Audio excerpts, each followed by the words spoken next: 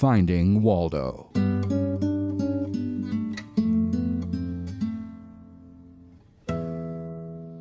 "How about taking in a movie tonight?" asked my wife. "I guess so," I told her. You see, I really don't like going to the theater because it's located right on the edge of a very seedy part of town. When we arrived, I parked the car, and my wife Judy and I started the block or so walk to the theater. "Can you spare $1, or can you spare some change?" asked almost every person that we passed. Most people coming to this part of town had already learned that it was best not to speak and to just keep walking. As we rounded the last corner, I saw a gentleman sitting on the sidewalk, his back to the building. Next to him was a large duffel bag. He was unshaven, with large dark circles around his eyes. It appeared as though he had not washed his face for quite some time. His clothes were old and worn, and there was little doubt that they were in need of a good washing. As we passed him by, he said not a word. My wife proceeded up to the ticket booth in front of the theater. I stood nearby, waiting for her to return. I made eye contact with the man seated next to the duffel bag. "Going to see the movie?" asked the man. "Yeah, my wife wants to see it," I replied. "It's a very good movie," he said. "Have you seen it?" I asked. "No, just heard that it was," he replied. "Well, I'd better go in," I said. "Could you spare $1? he asked. "Sorry, but the wife's got all the money," I said to him as I turned and walked to meet her. We entered the theater, and my wife purchased a large bucket of popcorn and 2 drinks. We took our seats, and I slowly started eating the popcorn. All at once, I looked over at my wife.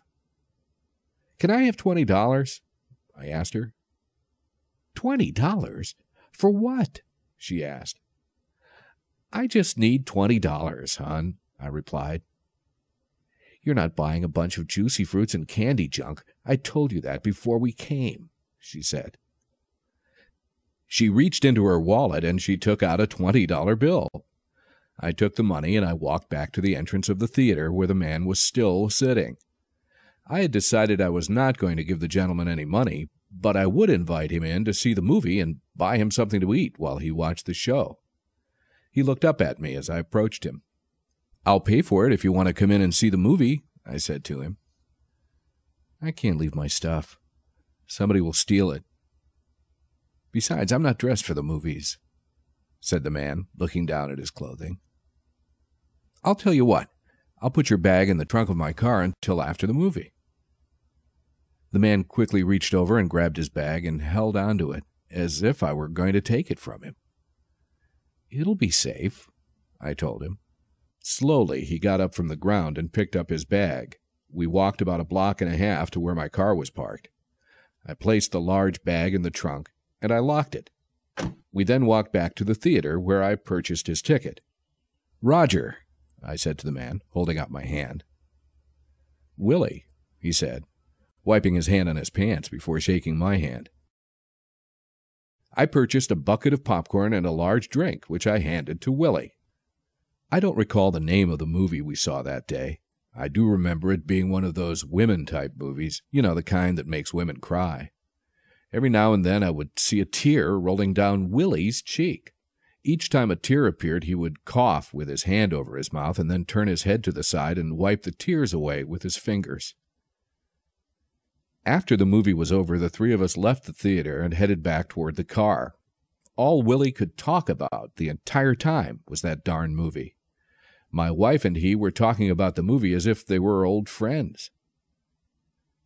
"How about some ice cream?" I said to my wife. "You don't need any ice cream," said Judy.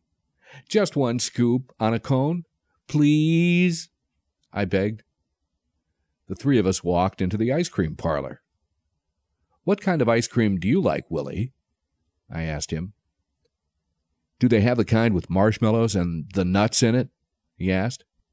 "That's called Rocky Road," said Judy. "Ain't had none of that since before Vietnam," said Willie. "3 Rocky Roads, double scoops," I yelled out. "1 scoop for you," said Judy. Willie laughed and turned his head to the side as if he were embarrassed. The clerk reached across the counter, handing Willie his double scoop of Rocky Road.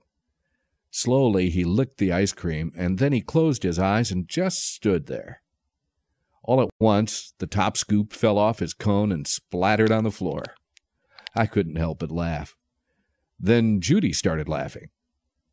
Willie's eyes got real big, and his face was that of a young boy who felt that he was going to get into some trouble. Then he started laughing. The three of us just stood there laughing as hard as we could.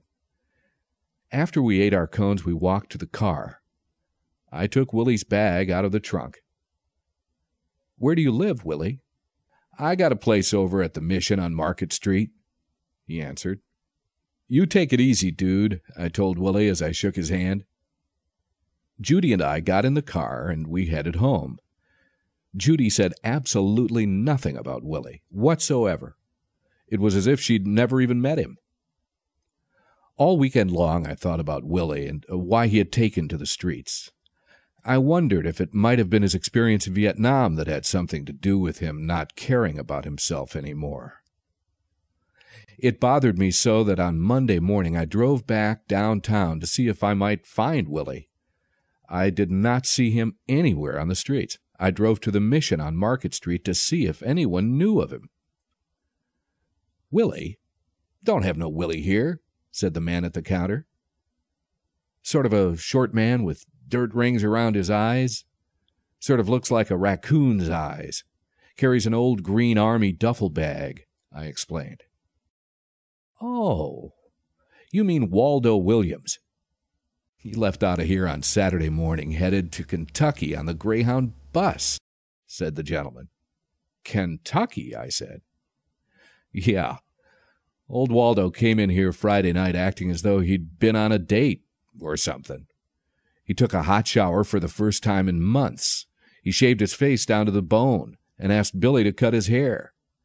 He told old Bill that he was going back home to his family. He said something about having forgotten what life was really about, and that he was going to get busy enjoying living and enjoying his life." I smiled and thanked the man at the counter. As I walked out of the shelter, the warm morning sun shone on my face. I paused a moment and couldn't help but think of Willie looking out the bus window with this same yellow sun on his face. I knew he would be smiling too. "Good luck, Willie," I said out loud.